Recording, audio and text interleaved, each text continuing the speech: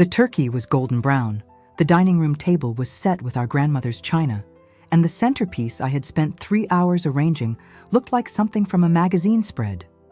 But what my sister Rachel and my ex-husband David didn't know was that dessert would be served with a side of public humiliation that would destroy both their reputations and launch my transformation from heartbroken divorcee to the most powerful divorce attorney in Dallas, Texas.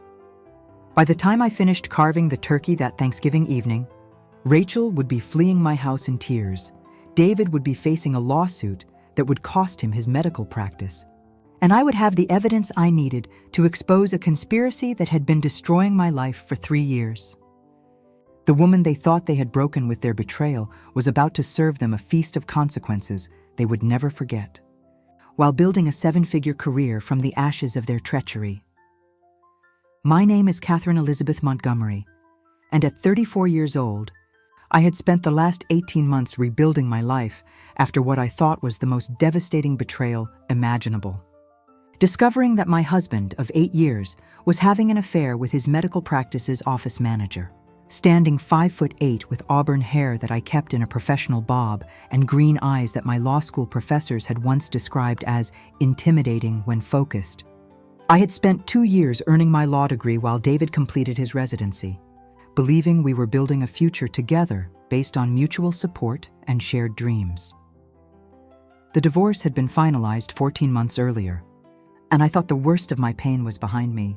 I had thrown myself into building my solo law practice, Montgomery Legal Services, specializing in family law and divorce cases. My small office in downtown Dallas was nothing compared to the luxury I had enjoyed as a doctor's wife, but it was mine, built with my own skills and determination. I was finally beginning to feel like myself again, after years of defining my identity through David's achievements in our marriage. What I didn't know was that the betrayal I had discovered was just the tip of an iceberg that went much deeper than one affair with a coworker. The real conspiracy involved the person I trusted most in the world, my younger sister Rachel, who had been my maid of honor, my closest confidant, and the family member I had turned to for support during the darkest period of my life. Rachel Montgomery Hayes was 31 years old, 3 years younger than me, and had always been the golden child of our family. Where I was serious and ambitious, Rachel was charming and effortlessly social. Where I had worked hard to earn everything I achieved, opportunities seemed to fall into Rachel's lap with minimal effort. She worked as a marketing coordinator for a mid-sized firm in Dallas, lived in a trendy apartment in Deep Ellum, and had always been the sister who attracted male attention wherever we went. During my divorce, Rachel had been my emotional support system, listening to me cry for hours about David's infidelity, helping me move out of our shared home, and offering the kind of sisterly solidarity that had made the pain bearable. She had called David a selfish bastard, and told me repeatedly that I deserved so much better than a man who could throw away 8 years of marriage for a meaningless affair. The stakes of what I was about to discover couldn't have been higher. This wasn't just about another betrayal. It was about the systematic destruction of my ability to trust my own judgment and the people closest to me. If Rachel had been involved with David during our marriage, it meant that my entire support system during the divorce had been a lie. It meant that the sister who had held me while I cried about my husband's betrayal had actually been part of that betrayal from the beginning.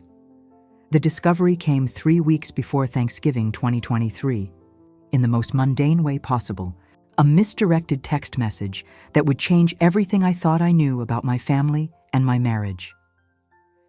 If you've ever discovered that the people closest to you have been living double lives at your expense, you know the particular kind of devastation that comes with realizing your entire reality has been built on lies. Please subscribe to hear how I turned this ultimate betrayal into the foundation for the most successful chapter of my professional and personal life.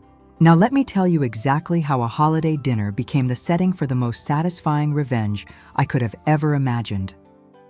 My story really begins 8 years earlier, in the spring of 2015, when I was 26 years old and thought I had found the perfect partner in David Alexander Hayes. David was 28, a third-year medical student at UT Southwestern with dark hair, blue eyes, and the kind of confident charm that made him popular with both professors and fellow students. We met at a charity fundraiser where I was volunteering while finishing my bachelor's degree in political science, and he swept me off my feet with his combination of intelligence, ambition, and apparent devotion. David's courtship was everything a young woman could dream of. Romantic dinners at expensive restaurants, weekend trips to Austin and San Antonio, thoughtful gifts that showed he was paying attention to my interests and goals. When he proposed after 18 months of dating, presenting me with a stunning 2-carat diamond ring during a sunset picnic at White Rock Lake, I felt like the luckiest woman in the world. Rachel had been ecstatic about my engagement, throwing me an elaborate bridal shower and helping me plan every detail of our wedding. She was my maid of honor, stunning in the emerald green dress I had chosen to complement her dark hair and olive complexion. And her toast at the reception had brought tears to everyone's eyes as she spoke about how perfect David and I were together and how excited she was to officially have a brother-in-law. The early years of our marriage seemed to validate everyone's belief that David and I were an ideal couple. He excelled in his residency program while I worked as a paralegal and took evening classes toward my law degree. We bought a beautiful colonial house in Preston Hollow, complete with a pool, gourmet kitchen, and enough space for the children we planned to have once David finished his training and I completed law school. David was supportive of my educational goals, or at least he appeared to be. He would often tell people how proud he was to be married to someone as ambitious and intelligent as I was, and he encouraged me to pursue law school even though it would mean several more years of financial sacrifice before I could contribute significantly to our household income. Rachel was a constant presence during those early years, joining us for dinner parties, holiday celebrations, and weekend getaways. She and David seemed to get along wonderfully, with the kind of easy, teasing relationship that I thought was natural between in-laws. David would joke about Rachel's dating life, offering to set her up with his single colleagues, and Rachel would give David advice about surprising me with romantic gestures. Looking back, I can see signs that should have raised red flags, but at the time, I interpreted them as evidence of how well my husband and sister got along. David always seemed to know details about Rachel's work problems or social drama that I didn't remember sharing with him. Rachel had an uncanny ability to suggest activities or gifts that David would later present to me as his own ideas. They had inside jokes and shared references that I sometimes felt excluded from, but I attributed it to the natural development of a friendship between people who both cared about me. The first real crack in my perfect life appeared during David's final year of residency, when the stress of his training began to affect our relationship in ways I hadn't anticipated. He became distant and irritable, working longer hours and showing less interest in the romantic gestures that had characterized our early relationship. When I expressed concern about our growing emotional distance, he attributed it to the pressure of his upcoming board exams and assured me that things would improve once he finished his residency and started his practice. I threw myself into my law school studies, maintaining a 3.8 GPA while working part-time and managing our household. I told myself that the temporary strain on our marriage was a normal part of the sacrifice required to build successful careers.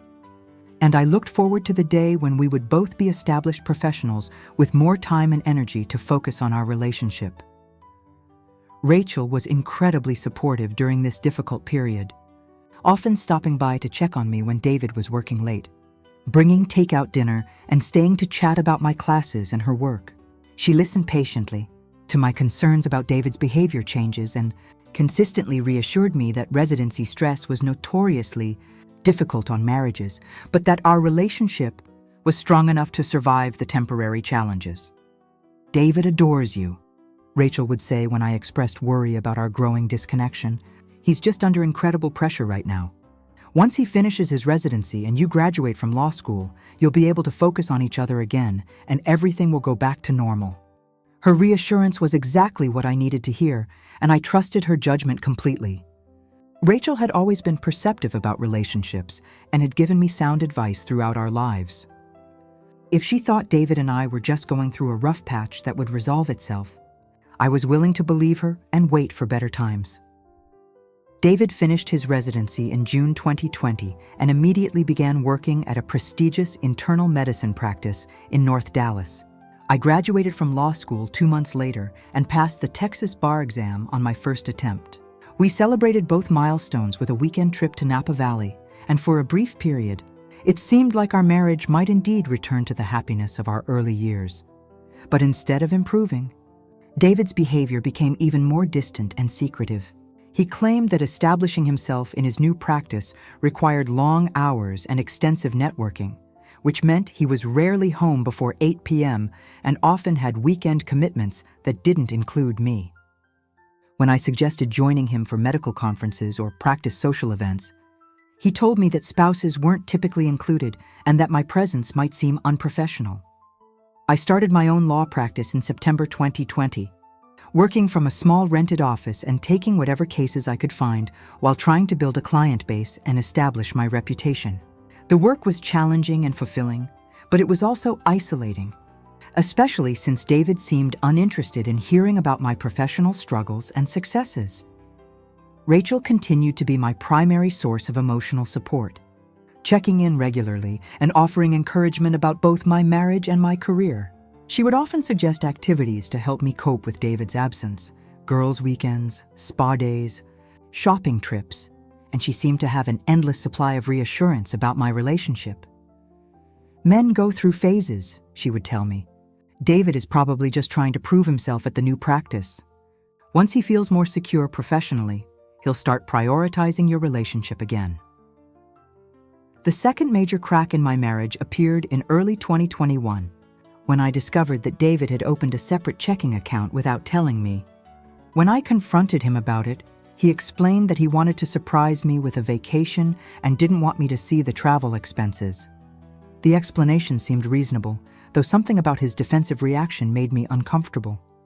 Around the same time, I noticed that David had become increasingly secretive about his phone and laptop, keeping them password protected and taking them with him even when he was just moving from room to room in our house. When I asked about the new security measures, he said that patient confidentiality requirements had become more stringent and that he was being extra cautious about protecting sensitive information. Again, his explanations seemed logical, but my intuition was telling me that something wasn't right. I confided my concerns to Rachel, who listened carefully and offered what seemed like balanced perspective. "Those things could be innocent," she said, "but they could also be signs that something is going on. Have you noticed any other changes in his behavior? Is he getting texts or calls at unusual hours? Is he defensive when you ask about his schedule?" Looking back, I realized that Rachel's questions were designed to gather information about David's activities rather than to help me process my concerns. But at the time, I appreciated her willingness to take my worries seriously rather than dismissing them outright. The pattern continued for months. David's behavior would raise red flags. I would discuss my concerns with Rachel, and she would provide just enough validation to keep me from taking decisive action while encouraging me to gather more evidence before confronting him directly, the devastating discovery that ended my marriage. The text message that shattered my world arrived on Tuesday, November 7th, 2023, at 2:47 p.m., while I was in my office reviewing case files for a custody hearing scheduled for the following week. My phone buzzed with what I assumed was a routine message, but when I picked it up, I saw something that made my blood turn to ice.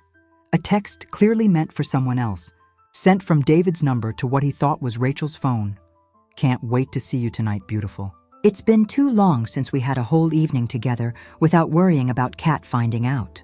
I love you so much, and I can't believe we've kept this secret for 3 years. You're worth every risk we've taken." The message had been sent to my number instead of Rachel's, apparently because David had both of our contacts saved under similar names in his phone. But the content was unmistakable. My ex-husband and my sister had been having an affair for 3 years, which meant it had started while David and I were still married and had continued throughout our divorce proceedings and beyond. I stared at the message for several minutes, reading it over and over while my mind struggled to process the implications. 3 years meant the affair had begun in 2020, during the period when David was becoming distant and secretive, and when Rachel was providing me with emotional support and relationship advice. My sister had been sleeping with my husband while comforting me about his changed behavior and helping me navigate the pain of discovering his affair with Jennifer. But that raised an even more devastating question. If David had been having affairs with both Jennifer and Rachel, what was the real timeline of his infidelity? Had there been others? Had my entire marriage been built on lies that were more extensive than I had ever imagined? My hands were shaking as I called Rachel's number, but the call went straight to voicemail. I tried 3 more times with the same result before sending a text. "We need to talk immediately. It's an emergency." Rachel's response came 20 minutes later. "I'm in meetings all afternoon, but I can call you around 6. Is everything okay?" The casual tone of her message, combined with her delay in responding, suggested that she hadn't yet realized David's mistake with the text. I decided not to reveal what I had discovered, instead responding, "Something urgent came up with a case. Call me when you're free." I spent the rest of the afternoon in a state of shock and rage, unable to concentrate on work while my mind raced through years of interactions between Rachel and David, reinterpreting every moment through the lens of what I now knew about their relationship. Rachel's enthusiastic support for my marriage to David suddenly seemed suspicious rather than sisterly.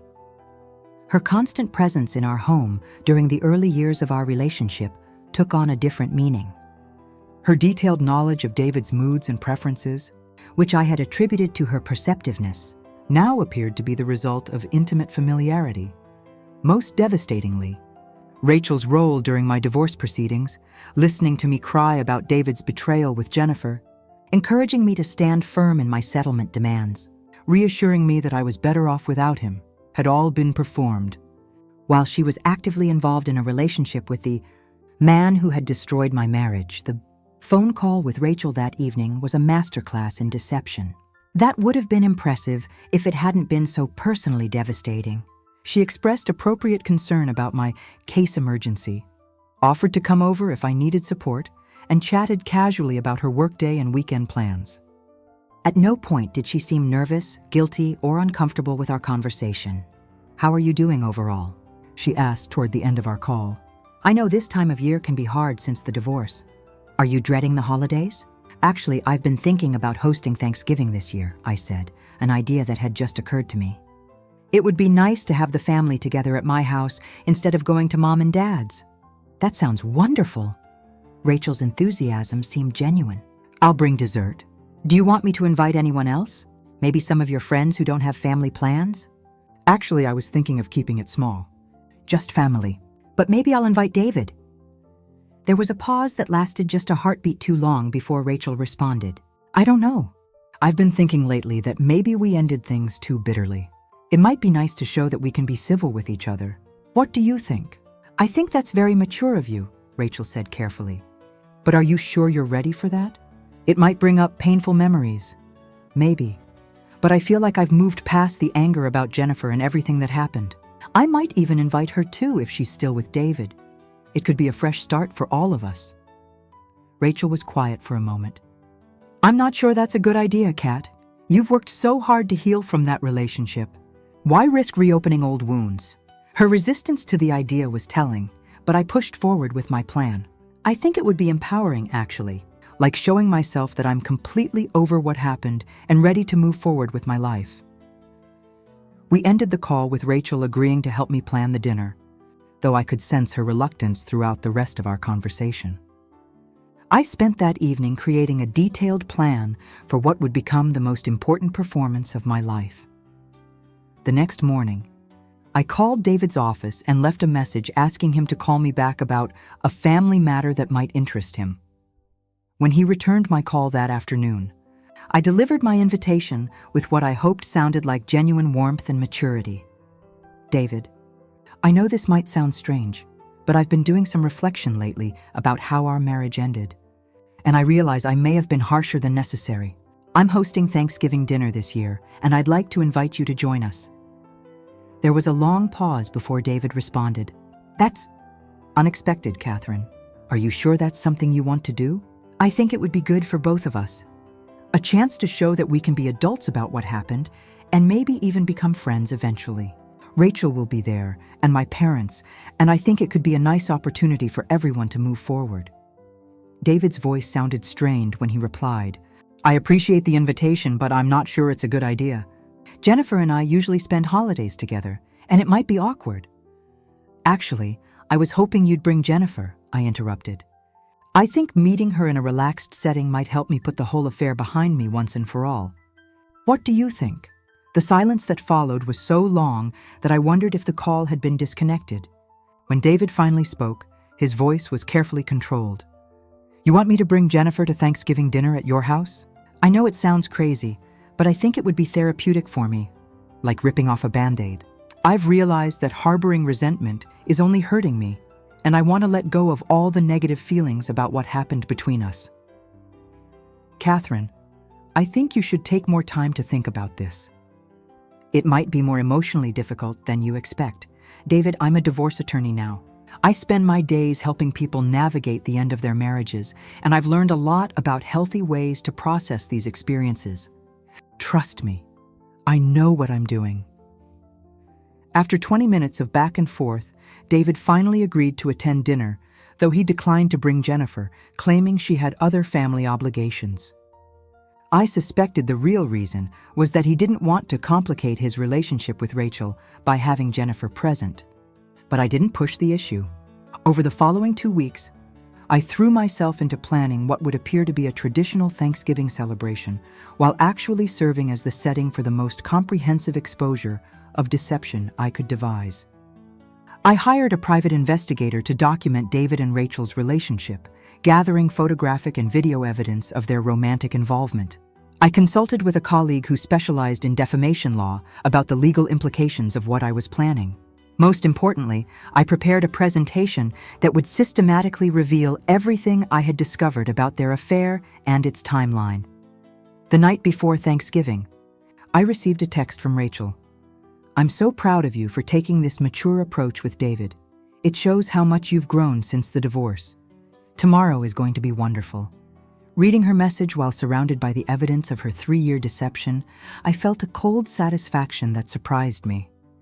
The sister who thought she had successfully manipulated me for years was about to discover that she had underestimated exactly how dangerous it could be to betray someone with a law degree and access to investigative resources. Thanksgiving.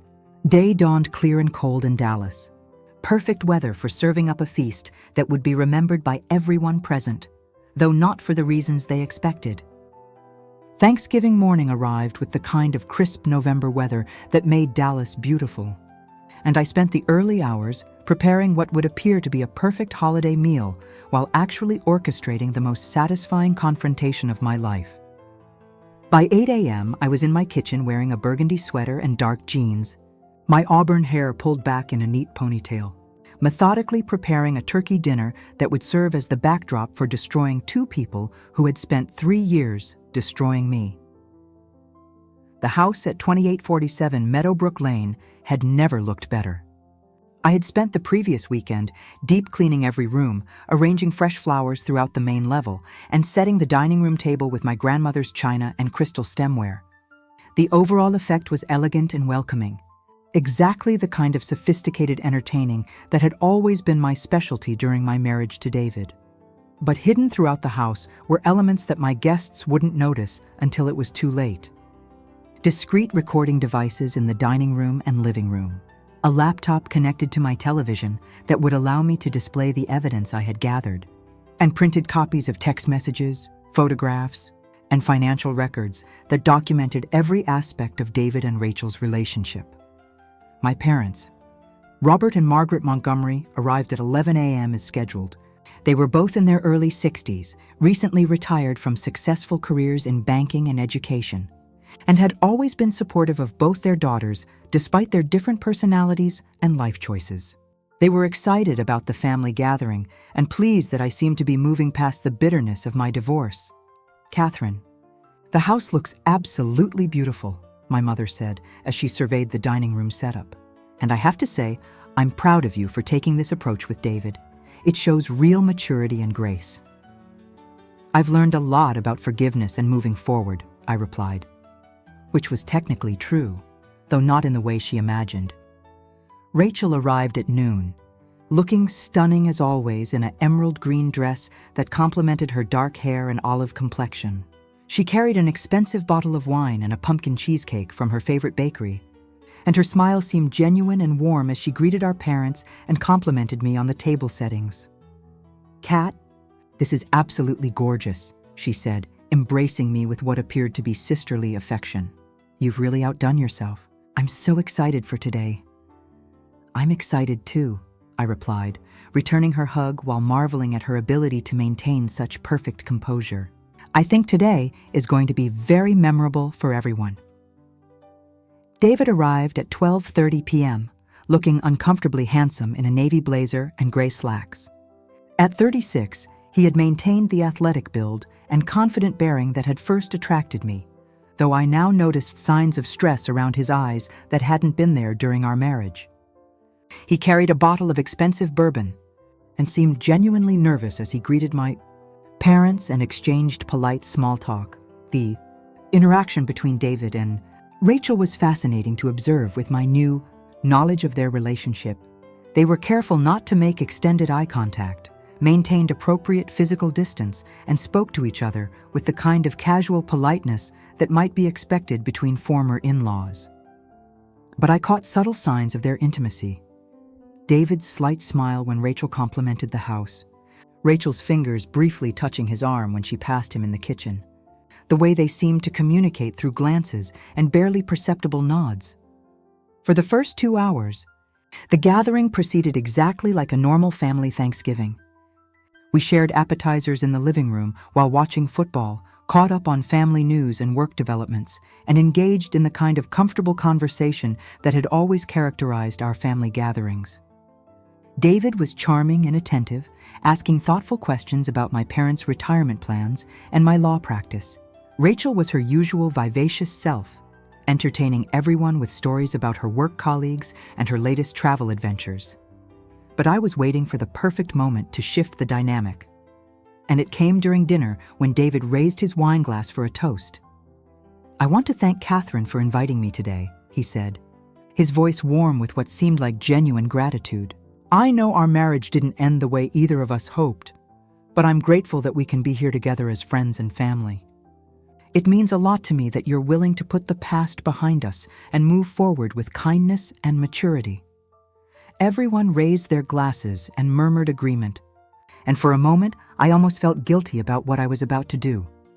I displayed the message on the screen, watching as my parents read the words that revealed not only the affair, but its 3-year duration. My mother gasped audibly, my father's expression shifted from confusion to anger, and Rachel made a small sound that might have been a whimper. "I don't understand," my mother said, looking between David and Rachel. "What does this mean?" "It means that David and Rachel have been having an affair for 3 years," I said calmly, "which means it started while David and I were still married, and continued throughout our divorce proceedings." The silence that followed was deafening. David stared at his plate. Rachel's face had gone completely pale, and my parents looked like they were struggling to process what they had just learned. "Catherine, I can explain," David started to say, but I held up my hand to stop him. "Actually, let me explain, since I've had time to put all the pieces together." I clicked to the next slide on my laptop, which showed a timeline I had created. The affair began in November 2020, based on credit card records showing hotel charges and restaurant bills for 2 people during times when David claimed to be at medical conferences. I continued clicking through slides that showed photographs of David and Rachel together at restaurants and hotels, text message exchanges expressing their love for each other, and financial records proving that David had been using money from our joint accounts to fund romantic getaways with my sister. "But here's the most interesting part," I continued, my voice remaining steady despite the adrenaline coursing through my system. "Rachel wasn't just having an affair with David. She was actively sabotaging my marriage by giving me advice designed to keep me from discovering their relationship." Displayed a series of text messages between David and Rachel from early 2021, in which they discussed strategies for managing my suspicions and keeping me from taking actions that might expose their affair. For example, In March 2021, when I told Rachel I was thinking about hiring a private investigator to find out why David was acting so strangely, she convinced me that it would be paranoid and destructive to our marriage. What she didn't tell me was that she had already warned David about my suspicions, giving him time to cover his tracks. Rachel finally found her voice. "Kat, please let me explain. It's not what you think. It's exactly what I think," I interrupted. "You and David conspired to deceive me for 3 years. You helped him hide his affair while pretending to be my supportive sister. You sat in this very room listening to me cry about his betrayal with Jennifer, knowing that you were also betraying me with him."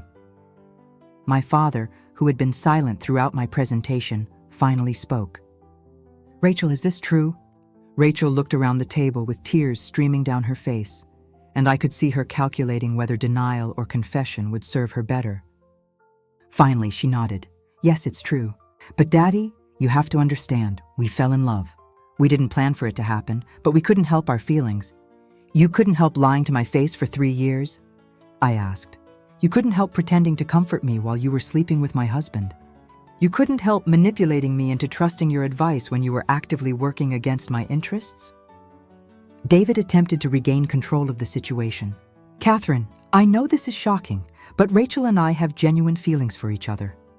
We've been trying to figure out how to handle this situation without hurting you." "Without hurting me?" I laughed, but there was no humor in the sound. "David, you used money from our joint accounts to take my sister on romantic vacations. You discussed intimate details of our marriage with her. You planned your affair around my work schedule. How exactly were you trying to avoid hurting me?" I clicked to another slide, showing financial records that documented thousands of dollars in expenditures that I now knew had been used to fund their relationship. Hotel rooms, expensive dinners, jewelry purchases, weekend trips, all paid for with money that was legally half mine. "But here's what really bothers me," I continued, my voice getting stronger with each revelation. "This wasn't just an affair. It was a conspiracy to defraud me financially and emotionally. Rachel used her access to my personal information to help David hide assets during our divorce. You both lied under oath during the proceedings. You committed multiple felonies while pretending to care about my well-being." The room was completely silent except for Rachel's quiet sobbing. My parents looked stunned and horrified. David appeared to be calculating his legal exposure, and I felt a sense of power and control that I hadn't experienced since before discovering David's first affair. "So here's what's going to happen," I said, closing the laptop and looking directly at David and Rachel. "You're both going to leave my house immediately." "Please what? Please forgive you for the most comprehensive betrayal imaginable? Please pretend that 3 years of lies and manipulation were just a mistake? Please continue to be the naive sister who provides emotional support while you destroy her life behind her back?" I stood up from the table and walked toward the front door, making it clear that the conversation was over. "It's time for both of you to leave. And David, you might want to contact your malpractice insurance carrier. Conspiring to defraud your ex-wife and committing perjury during divorce proceedings doesn't look good for someone with a medical license." David's face went ashen as the full implications of his legal exposure became clear. "Catherine, you can't be serious about pursuing this legally. We're family. We stopped being family the moment you decided to conspire with my sister to destroy my marriage and steal my money," I replied coldly. "And Rachel stopped being my sister the moment she chose your relationship over her loyalty to me." Rachel was crying harder now, mascara streaking down her cheeks as she realized that her carefully constructed deception had completely collapsed. "Kat, I'm so sorry. I know I made terrible mistakes, but I love you. You're my sister. Please, don't let this destroy our family. You destroyed our family when you decided to betray me in the most fundamental way possible. I'm just making sure there are appropriate consequences for your choices." My parents, who had been listening to this exchange in stunned silence, finally found their voices. My mother looked at Rachel with an expression of disappointment and disgust that I had never seen before. "Rachel, I don't even know what to say to you," she said quietly. "How could you do this to your sister? How could you lie to all of us for 3 years?" My father's response was more direct. "Both of you need to leave, now. And Rachel, don't contact your mother or me until you're prepared to take full responsibility for what you've done and make genuine amends to Catherine, the..." Next 10 minutes were chaotic as David and Rachel gathered their belongings and prepared to leave. Rachel made several more attempts to explain or apologize, but I remained firm in my demand that she leave immediately. David tried to minimize the legal implications of what I had revealed, but I made it clear that I would be pursuing every available remedy for their fraud and perjury. As they walked to the door, Rachel turned back one last time. "Kat, I know you hate me right now, but someday I hope you'll understand that what happened between David and me was real." "We didn't plan to hurt you. You didn't plan not to hurt me either," I replied. "And that's the difference between a mistake and a betrayal. What you did was deliberate, systematic, and cruel. The fact that you had feelings for each other doesn't excuse the 3 years of lies and manipulation." After they left, I spent the rest of Thanksgiving evening with my parents, processing what had just happened and planning my next steps. My mother was devastated by Rachel's betrayal, and my father was furious about the financial fraud David had committed. "I'm proud of you for how you handled that," my father said as we cleaned up the dinner dishes. "It took courage and intelligence to expose their deception so comprehensively. But are you okay? This has to be incredibly painful." "I'm angry more than I'm hurt," I replied honestly. "The hurt will probably come later, but right now I feel empowered by finally understanding what really happened to my marriage." That night, I lay in bed staring at the ceiling and thinking about how completely my understanding of the past 3 years had been transformed. The divorce I thought had been caused by David's affair with Jennifer had actually been orchestrated by David and Rachel's longer affair. The sister who had been my primary support system during the most difficult period of my life had actually been one of the architects of that difficulty. But I also felt something I hadn't expected: relief. For months after my divorce, I had wondered if I had missed signs of David's infidelity, if I had been naive or inattentive as a wife. Now I understood that I had been the victim of a sophisticated conspiracy involving the two people I trusted most. My failure to detect their deception wasn't evidence of poor judgment, it was evidence of how thoroughly I had been manipulated by people who knew exactly how to exploit my trust. The transformation that would follow this revelation was already beginning to form in my mind. David and Rachel had given me the motivation and the evidence to pursue not just personal vindication, but professional advancement. The case I was about to build against them would demonstrate exactly the kind of thorough investigation and strategic thinking that would make me one of the most sought-after divorce attorneys in Dallas. Sometimes the most devastating betrayals become the foundation for the most powerful comebacks. And I was about to prove that underestimating a woman with a law degree and access to investigative resources could be the most expensive mistake two people ever made. The Monday morning after Thanksgiving, I walked into my office at 6:30 a.m. wearing my sharpest black suit and carrying a litigation strategy that would transform my small family law practice into one of the most respected divorce firms in Dallas.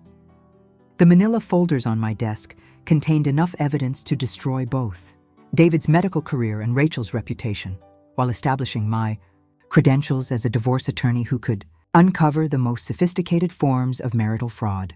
My first call was to Dr. Patricia Morrison, a forensic accountant who specialized in complex divorce cases involving hidden assets and financial deception.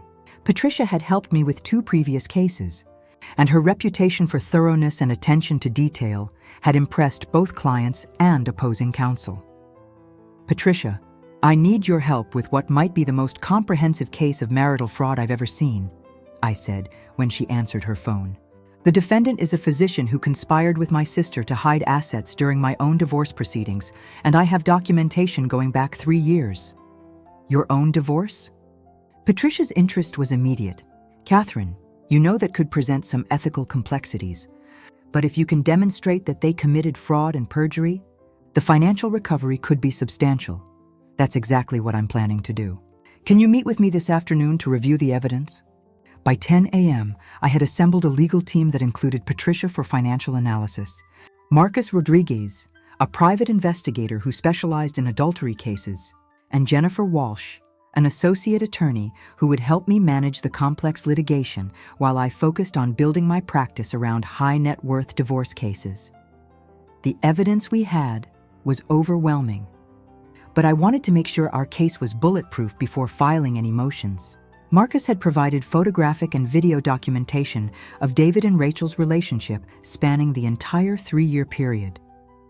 Patricia's analysis of the financial records showed that David had diverted over $127,000 from our joint accounts to fund his affair with Rachel, money that should have been included in our divorce settlement.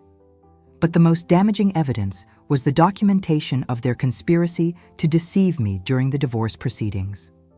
Text messages between David and Rachel showed that they had coordinated their lies, with Rachel providing David with information about my legal, strategy, and emotional state while he planned how to hide assets and minimize his settlement obligations. Particularly incriminating exchange from March 2022 showed Rachel warning David that I was becoming suspicious about his hidden finances. Kat asked me if I thought you might have money hidden somewhere. I told her she was being paranoid, but you need to be more careful about covering your tracks. David's response revealed the calculated nature of their deception. Thanks for the heads up.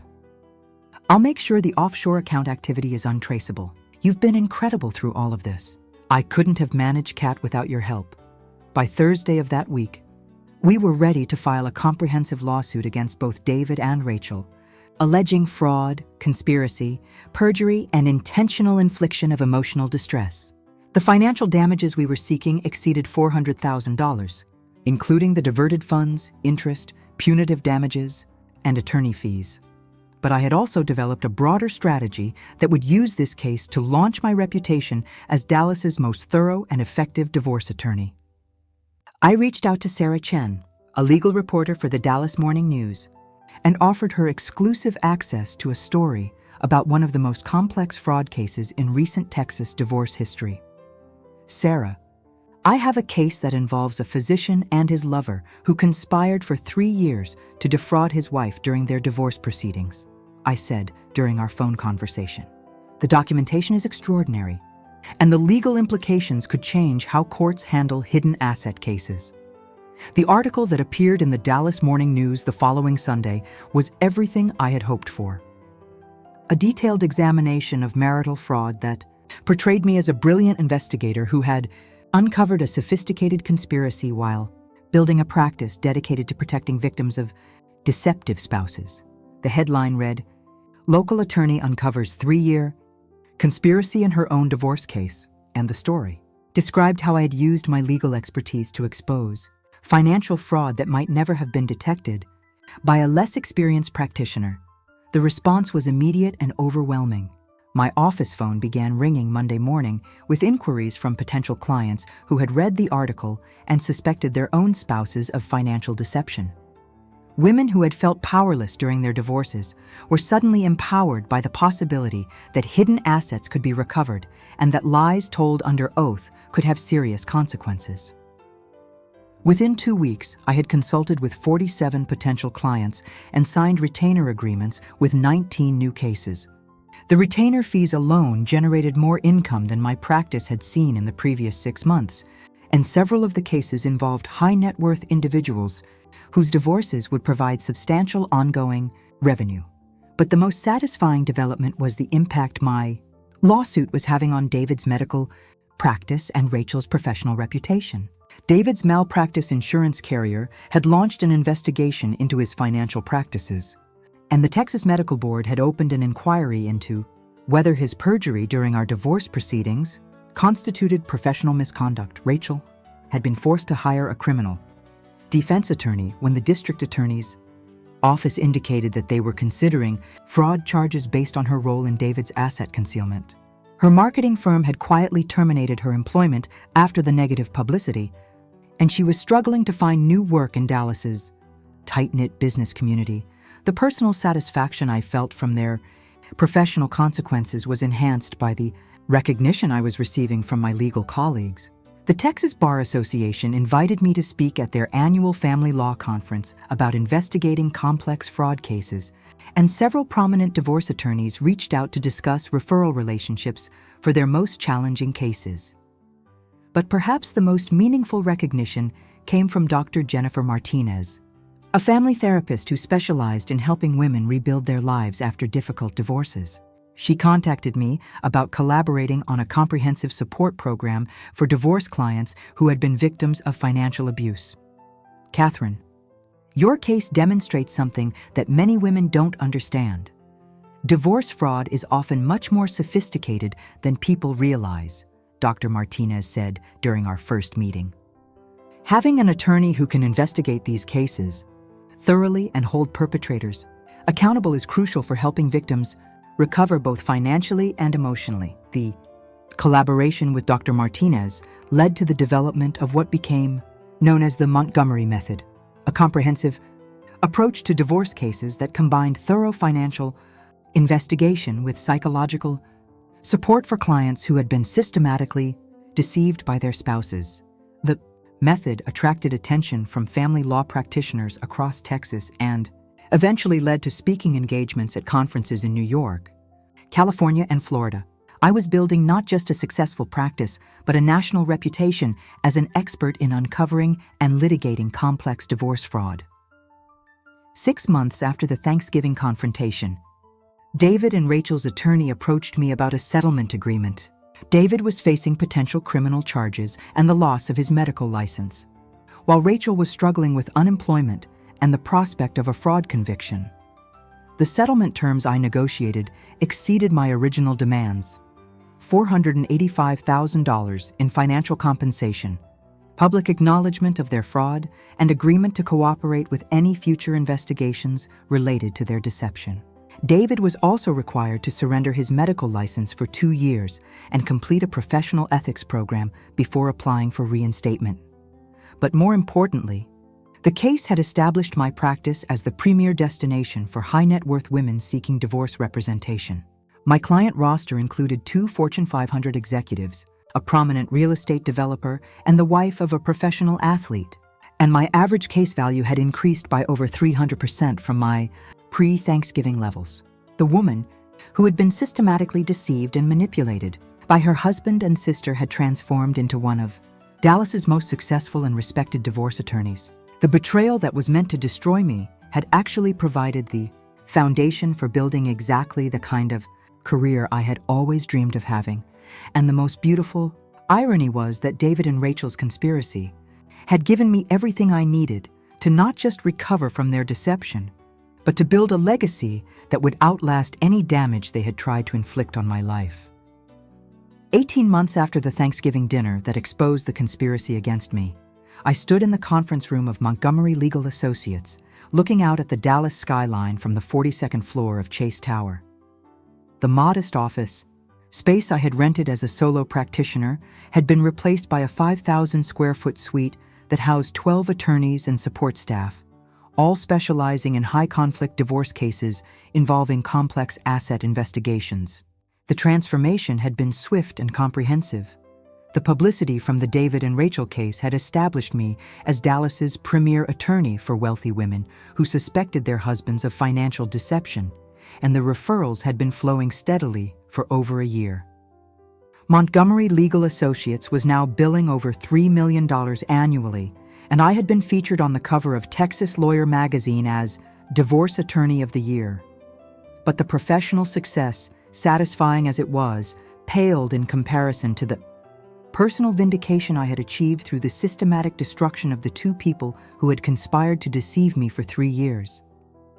David's medical career had been completely derailed by the fallout from our case. The Texas Medical Board had revoked his license for 2 years after finding that his perjury during our divorce proceedings constituted professional misconduct.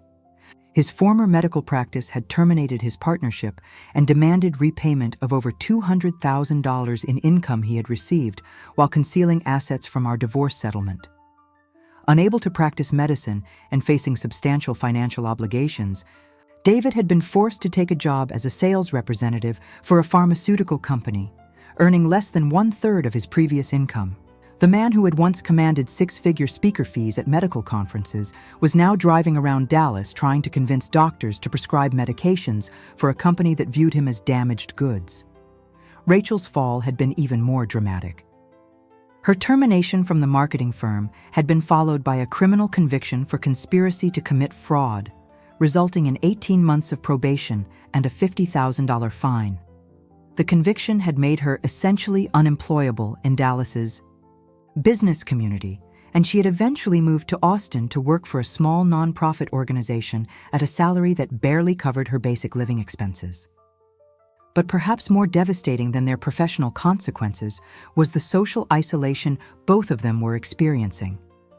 Dallas's business and social communities had followed the case closely, and the systematic nature of their deception had made them pariahs among people who might otherwise have been willing to overlook a simple affair. Jennifer Walsh, the office manager who had been David's affair partner before Rachel, had provided testimony for my case that revealed additional details about David's pattern of deception. According to Jennifer, David had told her that Rachel was just a convenient way to get information about Catherine's emotional state during their divorce proceedings, suggesting that his relationship with my sister had been at least partially strategic rather than purely romantic. The revelation had destroyed Rachel's remaining illusions about David's feelings for her, and their relationship had ended acrimoniously 6 months earlier when she discovered that he was already involved with another woman, a pattern of behavior that should have been predictable given his history of overlapping affairs. My parents had initially struggled with how to handle Rachel's banishment from family gatherings, but the depth of her betrayal had ultimately convinced them that protecting me was more important than maintaining a facade of family unity. Rachel had made several attempts to apologize and request forgiveness, but her letters and messages consistently focused on minimizing her role in the conspiracy rather than taking full responsibility for the systematic deception. The last communication I had received from her was a handwritten letter that arrived 6 months after our Thanksgiving confrontation. Kat, I know you're angry, but I hope someday you'll understand that what happened between David and me was about love, not about hurting you. I made mistakes, but I never meant to cause you pain.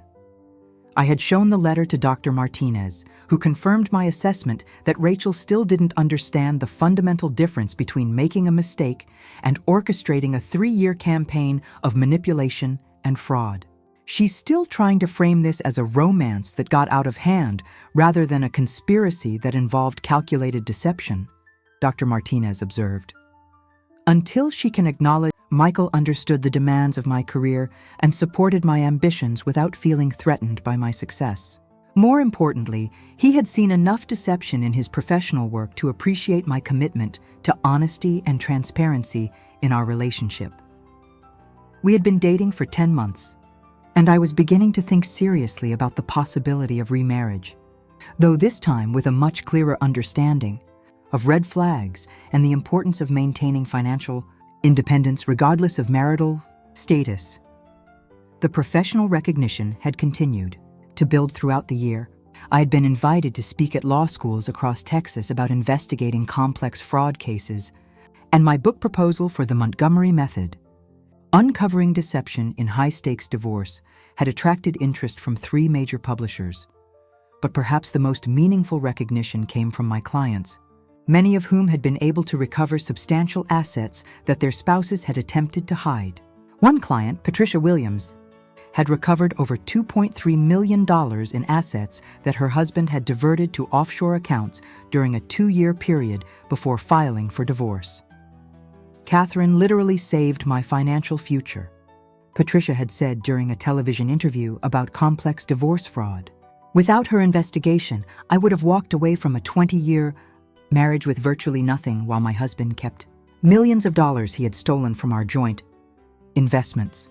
The case that had started with a misdirected text message had evolved into a career-defining victory that established my reputation and provided the foundation for building exactly the kind of legal practice I had always dreamed of having. As I prepared for my afternoon appointments, 3 consultations with potential clients whose combined net worth exceeded $50 million, I reflected on how completely the trajectory of my life had changed since that Thanksgiving dinner 18 months earlier. The woman who had been systematically deceived and manipulated had become one of Dallas's most successful and respected attorneys.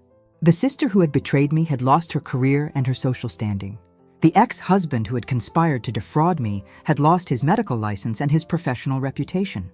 But more importantly, I had learned that the most powerful revenge wasn't just exposing their deception, it was using their betrayal as the foundation for building a life that was more successful and fulfilling than anything I could have achieved while remaining trapped in their web of lies. The truth they had tried so hard to hide had set me free in ways they never could have imagined, and the consequences of their actions would continue to benefit my career and my life for years to come.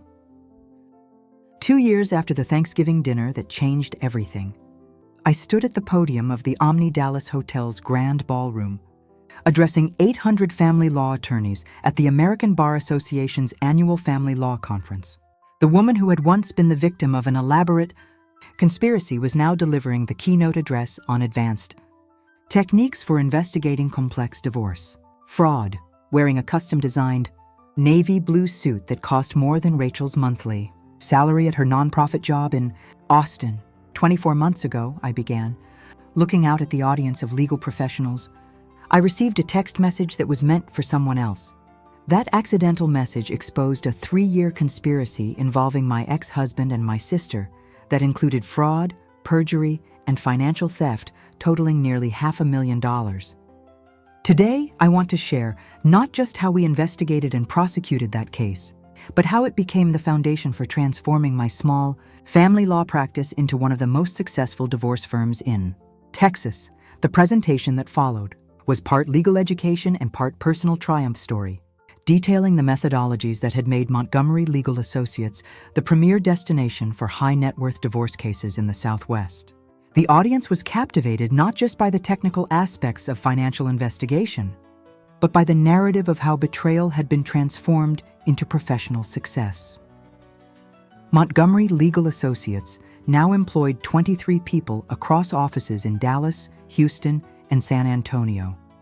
Our annual revenue had exceeded $8 million in 2024, and we maintained a client roster that included Fortune 500 executives, professional athletes, entertainment industry figures, and old-money Texas families whose divorces required the highest levels of discretion and expertise. But the numbers only told part of the story. The real measure of our success was the $47 million in hidden assets we had recovered for clients over the past 18 months, money that would have remained concealed without the investigation techniques we had developed and refined through cases like my own. The Montgomery method had been adopted by family law practices across the country and was being taught in law schools as the gold standard for complex divorce investigations.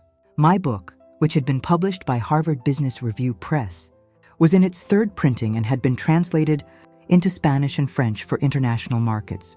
The speaking fees I commanded, $35,000 for keynote addresses and $15,000 for workshop presentations, represented more income per event than I had earned in entire months during my early years of practice.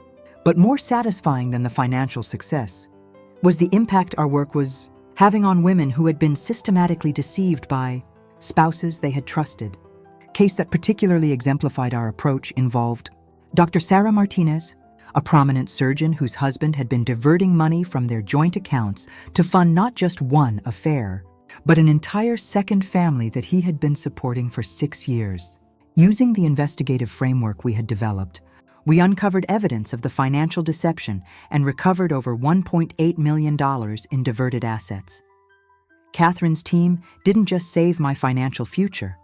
Dr. Martinez had told Texas Monthly during their profile of our firm, they revealed a level of deception that I never could have imagined and helped me understand that the problems in my marriage weren't my fault.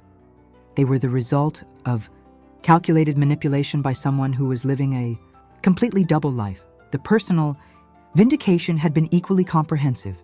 David's attempt to rebuild his medical career had been unsuccessful.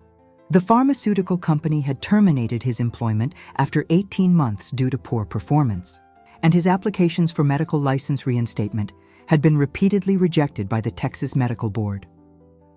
He was now working as an insurance claims adjuster, earning less than $60,000 annually and struggling to pay the ongoing financial obligations from our settlement.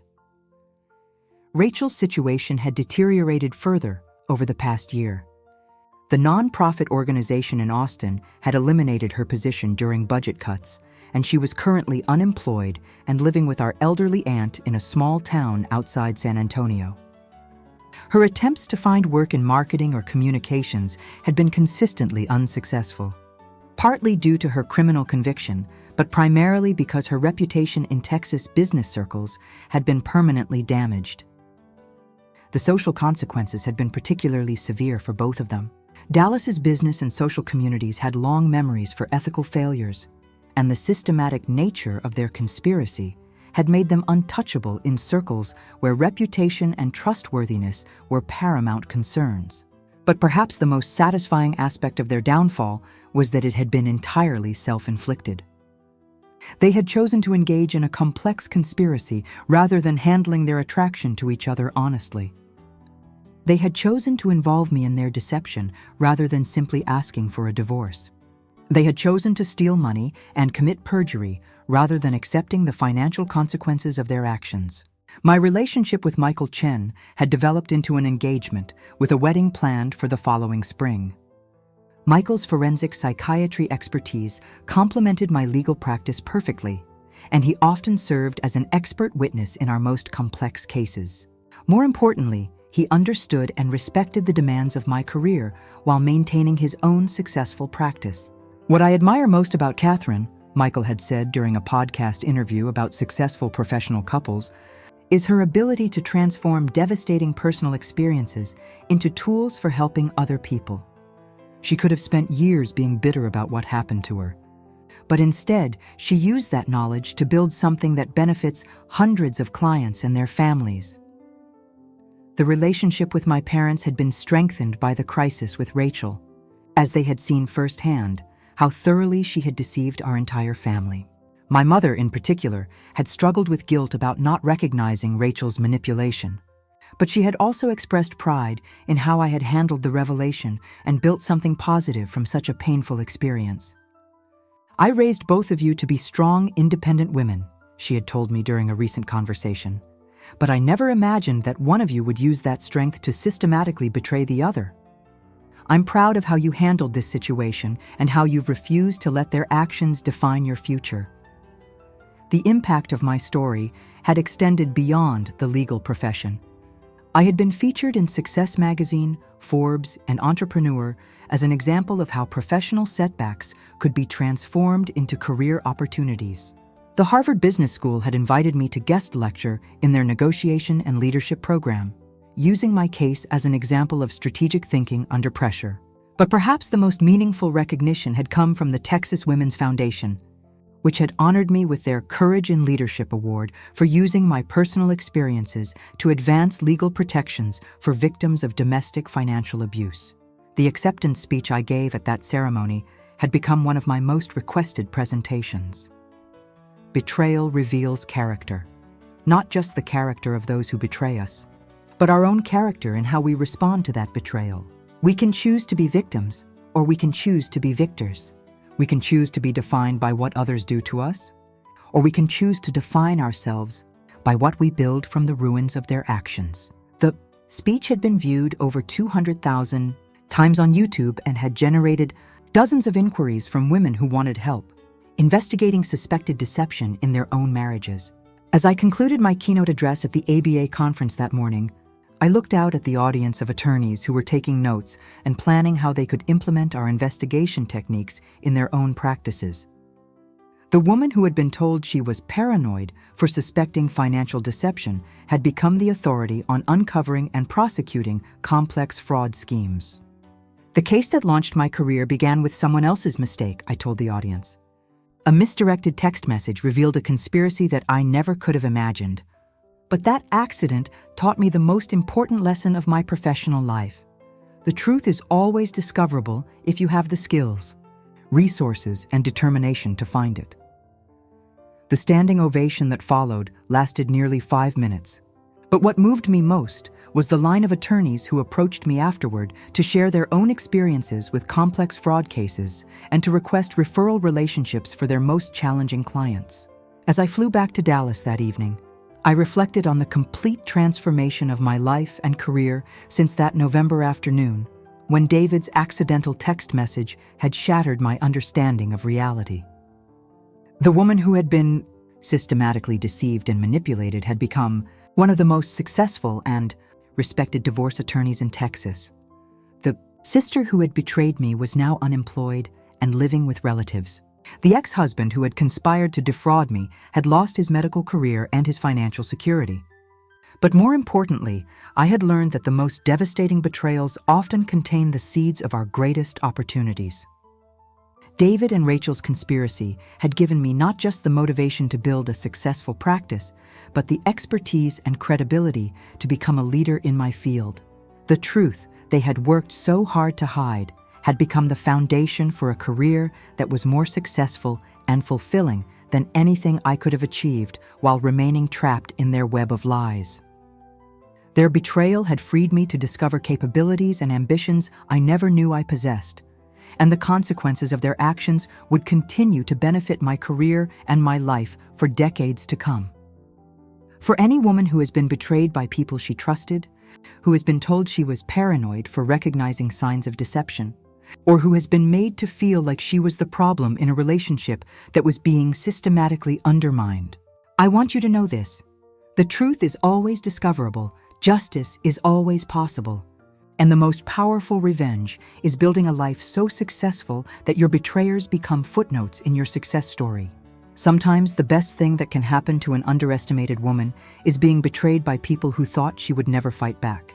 They give you everything you need to prove exactly how dangerous it can be to underestimate someone with the intelligence, resources, and determination to turn their deception into your advantage. Thank you for joining me on this journey from devastating betrayal to triumphant success.